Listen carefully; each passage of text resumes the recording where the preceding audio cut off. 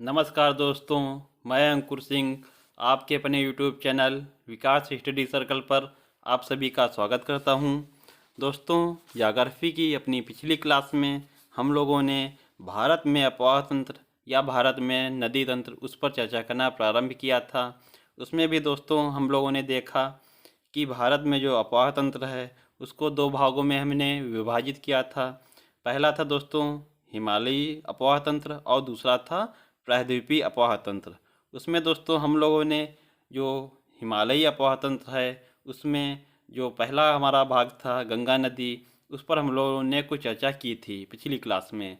दोस्तों उसी को आगे बढ़ाते हुए इस क्लास में हम लोग जो गंगा नदी है उस पर हम लोग संपूर्ण चर्चा करेंगे। उसमें देखेंगे कि जो गंगा नदी है उसमें बाईं तरफ से जो नदी मिलती हैं उन पर हम लोग आज चर्चा करेंगे। तो दोस्तों आप लोग वीडियो के साथ अंत तक अवश्य बने रहें तथा वीडियो को ज़्यादा से ज़्यादा शेयर करें, लाइक करें और चैनल को अधिक से अधिक सब्सक्राइब करें। दोस्तों देखिएगा गंगा नदी में बाएं तरफ से मिलने वाली नदियाँ। दोस्तों पिछली क्लास में जो गंगा नदी है उसका उद्गम कहाँ से हुआ और किन धाराओं से मिलकर गंगा नदी बनी उस पर हमने संपूर्ण चर्चा की थी। उसमें दोस्तों हम एक बार और चर्चा करते हैं। दोस्तों ये हमारा देखिएगा जो देवप्रयाग है, मैंने पिछली क्लास में आपको बताया था कि देवप्रयाग में भागीरथी और हमारी जो अलकनंदा नदी हैं यह दोनों नदी आकर इसमें मिलती हैं। ऊपर से दोस्तों इधर से जो अलकनंदा नदी है, अलकनंदा नदी, और इधर से ही दोस्तों जो भागीरथी नदी है, भागीरथी नदी, ये दोनों दोस्तों मिलती हैं। तो ये दोनों दोस्तों देवप्रयाग में मिलती हैं और देवप्रयाग में मिलते ही दोस्तों जो इसकी संयुक्त धारा होती है उसे हम लोग गंगा नदी बोलते हैं। तो दोस्तों पिछली क्लास में हमने बताया था जो भागीरथी नदी है इसका उद्गम कहाँ से होता है, गंगोत्री हिमनद या गंगोत्री ग्लेशियर से। और जो अलकनंदा नदी हमारी है वह दोस्तों सतोपंथ ग्लेशियर या सतोपंथ हिमनद से निकलती है। दोस्तों तो देवप्रयाग में ये दोनों नदी मिलकर गंगा नदी का निर्माण करती हैं और उसके आगे दोस्तों यह नदी आगे प्रवाहित होते हुए जो आपको बताया था कि भारत के 5 राज्यों से होकर गुजरती है और अंत में बंगाल की खाड़ी में जाकर इसका समापन होता है, इसका अंत होता है या इसका मुहाना जो है बंगाल की खाड़ी में बनता है। तो दोस्तों देखते हैं जो हमारी गंगा नदी है इसमें बाईं ओर से कौन कौन सी नदी मिलती हैं। तो देखिएगा दोस्तों सबसे पहले नदी की बात की जाए तो दोस्तों आप लोग देख रहे हैं कि रामगंगा नदी है। यह दोस्तों पौड़ी गढ़वाल से निकलती है, पौड़ी गढ़वाल उत्तराखंड से निकलती है और दोस्तों कन्नौज में आकर यह दोस्तों गंगा नदी में मिल जाती है। तो दोस्तों दूसरी दोस्तों जो नदी है वह यह दोस्तों फुल्लर झील यहाँ से निकलती है और दोस्तों यह नदी है हमारी गोमती नदी। यह दोस्तों आकर गाजीपुर में गंगा नदी में मिल जाती है। फुल्लर झील से जो गोमती नदी है यह निकलती है और आकर दोस्तों गाजीपुर में गंगा नदी में मिल जाती है। उसके अलावा दोस्तों अगली दोस्तों जो हमारी नदी है यह सरयू या घाघरा नदी, सरयू नदी या घाघरा नदी, इसे दोस्तों अधिकतर घाघरा नदी बोला जाता है लेकिन इसका नाम सरयू नदी भी है। दोस्तों जो सरयू या घाघरा नदी हमारी यह सबसे पहले दोस्तों जो ऊपर से नदी आती है मापचाचुंग ग्लेशियर है जो तिब्बत में पड़ता है, यहाँ से दोस्तों एक नदी निकलती है करनाली। करनाली इसे दोस्तों करनाली भी आपको मिल जाएगा लेकिन कहीं कहीं यह दोस्तों इसको घाघरा सीधा लिख के देते हैं कि घाघरा नदी जो है मापचाचुंग ग्लेशियर से निकलती है। लेकिन दोस्तों जो यह मापचाचुंग ग्लेशियर से निकलती है या करनाली नदी निकलती है और दोस्तों इधर पिथौरागढ़ उत्तराखंड से हमारी काली नदी निकलती है। यह दोस्तों दोनों आगे आकर बाराबंकी में मिलकर बाराबंकी में दोस्तों ये दोनों धाराएं मिल जाती हैं। आगे जो दोस्तों नदी प्रवाहित होती है उसे सरयू या घाघरा बोला जाता है। दोस्तों जो काली नदी है यह पिथौरागढ़ से निकलती है और दोस्तों यह जो नेपाल और उत्तराखंड की सीमा पर दोस्तों प्रवाहित होती है। इसमें दोस्तों जब यह नदी उत्तर प्रदेश में दोस्तों नदी एंट्री करती है वहाँ से इसका नाम जो है वह शारदा हो जाता है, काली नदी का जो उत्तर प्रदेश में यह आती है, यहीं से दोस्तों इसका नाम शारदा हो जाता है। उसके पहले दोस्तों उत्तराखंड में इसका नाम काली नदी होता है। दोस्तों यह बाराबंकी में ये दोनों नदियाँ कर्नाली और काली या शारदा नदी जो मिलती हैं, उसके बाद इसका नाम सरयू या घाघरा हो जाता है। उसके अलावा दोस्तों यह जो हमारी सरयू या घाघरा नदी है, वह छपरा बिहार में आकर गंगा नदी में मिल जाती है। छपरा बिहार में आकर यह गंगा नदी में मिल जाती है। दोस्तों अगर सरयू या घाघरा नदी के सबसे बड़ी या सबसे लंबी सहायक नदी की बात की जाए तो वह है दोस्तों राप्ती नदी। दोस्तों राप्ती नदी जो है वह आप लोग देखिएगा रुकुमकोट नेपाल से निकलती है और देवरिया उत्तर प्रदेश में यह घाघरा नदी से मिल जाती है। यह दोस्तों राप्ती नदी जो है इसे बूढ़ी गंगा भी बोला जाता है। तो यह भी आप लोग ध्यान रखना कि राप्ती नदी जो है यह रुकुमकोट नेपाल से निकलती है और देवरिया उत्तर प्रदेश में सरयू या घाघरा नदी से मिल जाती है। और घाघरा नदी जो है दोस्तों यह छपरा बिहार में गंगा नदी से मिल जाती है। उसके आगे दोस्तों अगली जो हमारी पूर्व की बाईं ओर से मिलने वाली नदी है, या दोस्तों आप लोग बाईं ओर से बोलें या आप लोग कह सकते हैं कि उत्तर की ओर से मिलने वाली नदियाँ, दोस्तों अगली नदी हमारी है गंडक नदी। या दोस्तों वृहत हिमालय से निकलती है। वृहत हिमालय दोस्तों नेपाल से निकलती है और यह दोस्तों आकर पटना बिहार में गंगा नदी में मिल जाती है।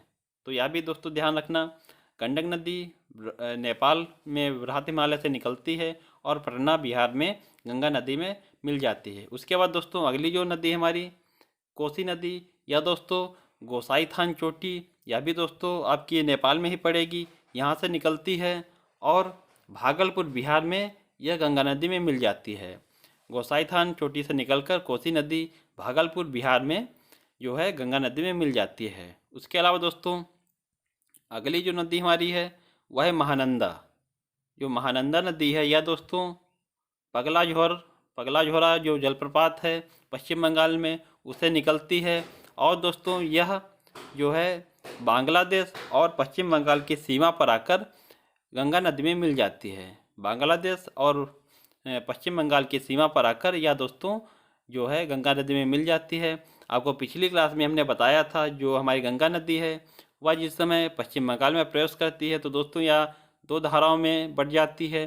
दोस्तों जो एक धारा है वह बांग्लादेश को निकल जाती है और दूसरी दोस्तों जो इसमें पश्चिम बंगाल में आपकी रहती है।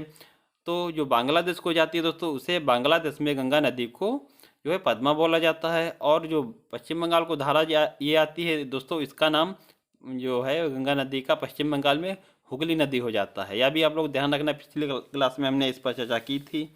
तो दोस्तों आपको आशा करता हूँ जो हमने मैप बनाए इससे आपको आसानी से ये नदियाँ समझ में आ गई होंगी।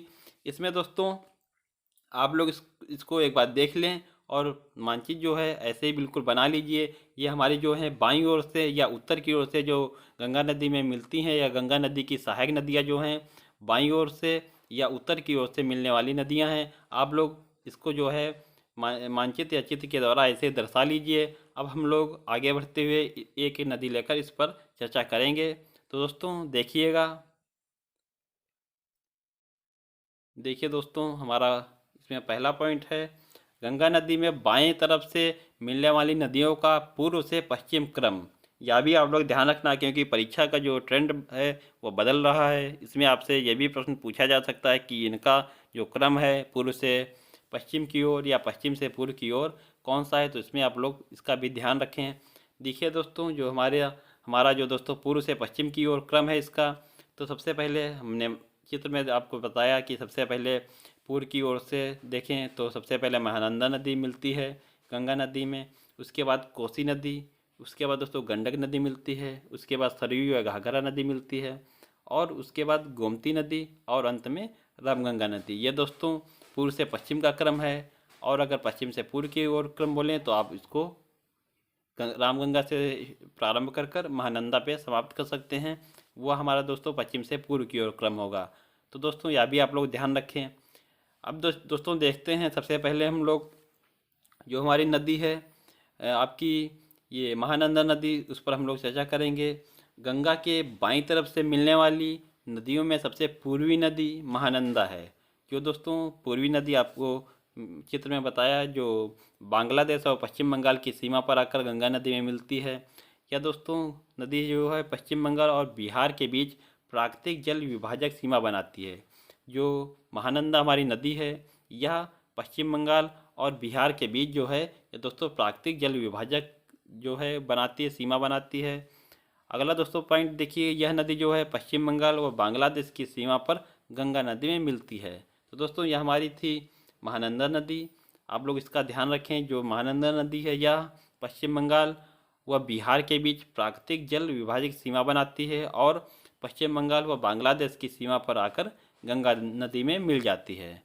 दोस्तों अगली जो हमारी नदी है कोसी नदी, इस पर हम लोग देखते हैं कोसी नदी के बारे में। तो कोसी नदी पूर्ववर्ती नदी का उदाहरण है। दोस्तों कोसी नदी जो है पूर्ववर्ती नदी का उदाहरण है। तो पूर्ववर्ती नदी किसे बोला जाता है? दोस्तों जो नदियाँ हिमालय का उद्गम हुआ है उसके पूर्व में जो प्रवाहित होती हैं नदियाँ, उसे हम लोग पूर्ववर्ती नदी बोलते हैं। इसका मतलब दोस्तों हिमालय का जो निर्माण हुआ है, हिमालय के निर्माण होने से पहले से ही ये नदी प्रवाहित हो रही हैं। दोस्तों कई नदियाँ जो हिमालय से इनका उद्गम हुआ है, अधिकतर नदियाँ हिमालय से ही निकलती हैं, लेकिन जो हमारी कोसी नदी है यह दोस्तों हिमालय के निर्माण होने के पूर्व से ही यह नदी प्रवाहित हो रही है। तो इसीलिए दोस्तों इसे पूर्ववर्ती नदी बोला जाता है। पूर्ववर्ती नदी का यह उदाहरण मानी जाती है। यह दोस्तों नदी नेपाल के गोसाईथान पर्वत चोटी से निकलती है।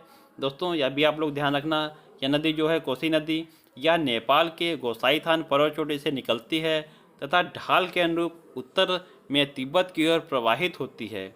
दोस्तों जो नेपाल में इसका उद्गम है गोसाईथान चोटी से, और इसका जो ढाल है वह दोस्तों सबसे पहले तिब्बत की ओर है। तो दोस्तों ढाल के अनुरूप यह उत्तर में पहले तिब्बत की ओर प्रवाहित होती है और पुनः तिब्बत से दोस्तों नेपाल में प्रवेश करती है। यह नदी दोस्तों दोबारा जो है वह नेपाल में प्रवेश करके हिमालय की तीनों श्रेणियों, जब हिमालय हमने बताया था तो आपको हिमालय के बारे में संपूर्ण हमने अध्ययन कराया था कि उसमें कौन कौन सी चोटियाँ और कौन कौन से विभाजन होते हैं, वह भी आपको बताया था। तो दोस्तों जो हिमालय की तीनों श्रेणियों, कौन कौन सी तीन श्रेणियाँ? महान हिमालय, मध्य हिमालय और शिवालिक श्रेणी। इन दोस्तों तीनों श्रेणियों को यह काटते हुए बिहार में प्रवेश करती है। यह दोस्तों पॉइंट बहुत ही इम्पॉर्टेंट है, आप लोग ध्यान रखें इसे। इसका दोस्तों जो हमारी कोसी नदी है इसका उद्गम तो नेपाल में होता है, लेकिन जो ढाल है इसकी वह तिब्बत की ओर है। तो दोस्तों तिब्बत में सबसे पहले तिब्बत में जाती है, उसके बाद पुनः यह दोस्तों नेपाल में प्रवाहित होती है और नेपाल में प्रवेश करने के बाद दोस्तों हिमालय की तीनों श्रेणियों को यह काटते हुए बिहार में प्रवेश करती है और अंत में दोस्तों बिहार के भागलपुर ज़िले में गंगा नदी में मिल जाती है। तो दोस्तों बिहार के ही भागलपुर ज़िले में ये गंगा नदी में मिल जाती है कोसी नदी। दोस्तों जो कोसी नदी है ये गंगा की एकमात्र ऐसी सहायक नदी है जो अपना मार्ग सर्वाधिक परिवर्तित करती है। या दोस्तों कोसी नदी जो है गंगा की एकमात्र ऐसी सहायक नदी है जो अपना मार्ग सर्वाधिक परिवर्तित करती है, जिसके कारण बिहार में प्रतिवर्ष बाढ़ की स्थिति उत्पन्न होती है। इसीलिए इसे दोस्तों बिहार का शोक कहा जाता है। कोसी नदी को जो है दोस्तों अरुण के नाम से भी जाना जाता है। क्या भी आप लोग ध्यान रखें, जो कोसी नदी है इसे दोस्तों अरुण नदी के नाम से भी जाना जाता है। और दोस्तों आपसे प्रश्न जो बनता है बिहार का शोक किसे कहा जाता है, तो दोस्तों बिहार का शोक है जो कोसी नदी को कहा जाता है। अगली जो दोस्तों हमारी नदी है गंडक नदी। तो दोस्तों गंडक नदी के बारे में हम लोग देख लेते हैं। जो गंडक नदी है दोस्तों यह गंडक नदी नेपाल के वृहत हिमालय से निकलती है और इसे नेपाल के पर्वतीय क्षेत्र में शालिग्राम या शालिग्राम कहा जाता है तथा मैदानी क्षेत्रों में नारायणी या सप्तगंडकी कहा जाता है। तो इसका नाम भी आप लोग ध्यान रखें। नेपाल के जो पर्वतीय क्षेत्र हैं उसमें दोस्तों इसका नाम है शालिग्राम या शालिग्रामी कहा जाता है तथा मैदानी क्षेत्रों में इसे नारायणी या सप्तगंडकी कहा जाता है। दोस्तों गंडक नदी उत्तर प्रदेश में महाराजगंज से प्रवेश करती है। दोस्तों उत्तर प्रदेश में जो गंडक नदी है यह दोस्तों महाराजगंज से प्रवेश करती है और कुशीनगर में प्रवाहित होते हुए बिहार के कुशीनगर में दोस्तों या उत्तर प्रदेश के महाराजगंज में प्रवेश करती है, उसके बाद कुशीनगर में प्रवाहित होते हुए और जब बिहार में दोस्तों जाती है तो बिहार के चंपारण, सारण और मुजफ्फरपुर में प्रवाहित होते हुए पटना के समीप दोस्तों गंगा नदी में मिल जाती है। दोस्तों इसका जो आपको पहले चित्र में भी बताया था, जो हमारी गंडक नदी है वह पटना के समीप गंगा नदी में मिल जाती है। दोस्तों इसका जो प्रवाह है वह भी आप लोग ध्यान रखें कि बिहार के चंपारण, सारण और मुजफ्फरपुर में प्रवाहित होते हुए पटना के समीप गंगा नदी में मिल जाती है। दोस्तों यह जो हमारी गंडक नदी है यह बिहार व उत्तर प्रदेश के बीच प्राकृतिक जलीय सीमा बनाती है। जो गंडक नदी है यह बिहार व उत्तर प्रदेश के बीच प्राकृतिक जलीय सीमा बनाती है। और इसके पहले जो नदी थी हमारी, आपको बताया था महानंदा नदी, वह दोस्तों बिहार और पश्चिम बंगाल के बीच विभाजक बनाती है। वह भी आप लोग ध्यान रखें। तो जो ये हमारी गंडक नदी है यह बिहार और उत्तर प्रदेश के बीच प्राकृतिक जलीय सीमा बनाती है। इसके अलावा जो महानंदा नदी थी वह पश्चिम बंगाल और बिहार के बीच विभाजक का कार्य करती थी। आगे दोस्तों देखिएगा, हमारी जो अगली नदी है सरयू या घाघरा नदी, सरयू नदी या घाघरा नदी। तो दोस्तों यह जो नदी है वह आपको चित्र में बहुत अच्छे से बताया कि नेपाल व तिब्बत की सीमा पर स्थित मापचाचुंग ग्लेशियर जो है दोस्तों, मापचाचुंग ग्लेशियर से कर्नाली नदी निकलती है जो उत्तर प्रदेश में लखीमपुर खीरी व बहराइच के बीच प्राकृतिक जलीय विभाजक सीमा बनाते हुए प्रवेश करती है। दोस्तों जो ये घाघरा या सरयू नदी है, आपको बताया था कि कर्नाली और शारदा नदी की जो है यही मिलकर आगे बाराबंकी में जब मिलती हैं तो दोस्तों इन्हीं की जो संयुक्त धारा है उसे हम लोग सरयू या घाघरा बोलते हैं। तो दोस्तों जो ये मापचाचुंग ग्लेशियर है इससे दोस्तों कर्नाली नदी निकलती है और यह उत्तर प्रदेश में लखीमपुर व बहराइच के बीच प्राकृतिक जलीय विभाजक सीमा बनाते हुए प्रवेश करती है। उत्तराखंड के दोस्तों पिथौरागढ़ से काली नदी निकलती है और इसी नदी को काली गंगा व महाकाली भी कहते हैं। जो दोस्तों ये पिथौरागढ़ से काली नदी निकलती है इसी नदी को दोस्तों काली गंगा व महाकाली नदी भी कहते हैं। यह नदी दोस्तों भारत व नेपाल के बीच प्राकृतिक जलीय विभाजक सीमा बनाती है। जो दोस्तों ये हमारी आपकी काली गंगा या महाकाली नदी है, यह दोस्तों भारत और नेपाल के बीच प्राकृतिक जलीय विभाजक सीमा बनाती है। यह नदी दोस्तों उत्तर प्रदेश में जो सर्वप्रथम पीलीभीत जिले में प्रवेश करती है। जो हमारी काली नदी है यह दोस्तों पिथौरागढ़ से निकलती है। उसके बाद दोस्तों उत्तर प्रदेश में सर्वप्रथम यह पीलीभीत जिले में जो है यह प्रवेश करती है और यहीं दोस्तों इसका नाम इसे शारदा नदी कहा जाता है या यहीं पर इसका नाम दोस्तों शारदा नदी पड़ जाता है। दोस्तों यह चीज़ आप लोग ध्यान रखना, जो काली नदी है इसी को जो उत्तर प्रदेश में या पीलीभीत में प्रवेश करती है यहीं इसका नाम शारदा नदी हो जाता है। यही शारदा नदी दोस्तों पीलीभीत, लखीमपुर, बहराइच में प्रवाहित होते हुए बाराबंकी के बहराम घाट के समीप कर्नाली में मिल जाती है। दोस्तों आपको बताया था जो कर्नाली और शारदा हैं यह दोस्तों आपके आकर बाराबंकी के बहराम घाट के समीप जो है मिल जाती हैं।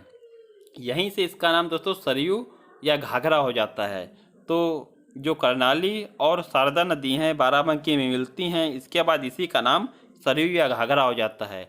यह दोस्तों बिहार के छपरा में गंगा नदी में मिल जाती है। जो सरयू या घाघरा नदी है यह बिहार के छपरा में जो है गंगा नदी में मिल जाती है। दोस्तों देखिएगा जो अगला पॉइंट हमारा है, घाघरा की सबसे बड़ी सहायक नदी राप्ती नदी है। आपको बताया था जो राप्ती नदी हमारी रुकुमकोट नेपाल से निकलती है, यह जो है घाघरा या आपकी सरयू नदी है इसकी सबसे महत्वपूर्ण या सबसे बड़ी सहायक नदी है। यह दोस्तों कहाँ से निकलती है? रुकुमकोट से। और मिलती कहाँ है सरयू नदी में? या देवरिया में मिलती है।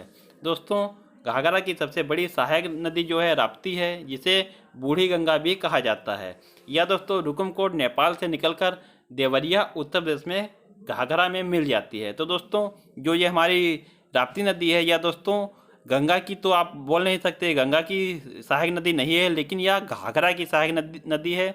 तो दोस्तों इसीलिए जो अगर आप गंगा नदी तंत्र बोलेंगे तो इसमें राप्ती की बात आप नहीं करेंगे, लेकिन मैंने आपको ये महत्वपूर्ण नदी थी, इसीलिए आपको बता दिया कि ये जो राप्ती नदी है वह घाघरा की सहायक नदी है, ना कि गंगा की सहायक नदी। लेकिन जो घाघरा नदी है वह गंगा की सहायक नदी है, क्योंकि जो घाघरा नदी है वही छपरा में आकर गंगा नदी में मिलती है, और राप्ती नदी जो है वह घाघरा में देवरिया में ही मिल जाती है। तो दोस्तों आगे देखिएगा, अगली अगली जो दोस्तों हमारी नदी पड़ती है यह गोमती नदी। दोस्तों गोमती नदी को आप लोग विशेष कर ध्यान रखें। गोमती नदी जो है गंगा की एकमात्र ऐसी सहायक नदी है जिसका उद्गम जो है, उद्गम क्षेत्र जो है यह मैदानी है, यह आप लोग ध्यान रखें। जो गोमती नदी है इसका जो उद्गम क्षेत्र है यह मैदानी है। यह नदी दोस्तों पीलीभीत जिले में स्थित फुल्लहर झील से निकलती है। दोस्तों पीलीभीत में ये फुल्लहर झील स्थित है, इसी से यह नदी निकलती है, और गाजीपुर में दोस्तों कैथी ग्राम में गंगा नदी में मिल जाती है। दोस्तों आप लोग ध्यान रखें, जो गोमती नदी है यह गंगा की एकमात्र ऐसी सहायक नदी है जिसका उद्गम क्षेत्र जो है वह मैदानी है। यह नदी दोस्तों पीलीभीत के फुल्लहर झील से निकलती है, और गाजीपुर में दोस्तों कैथी ग्राम में यह गंगा नदी में मिल जाती है।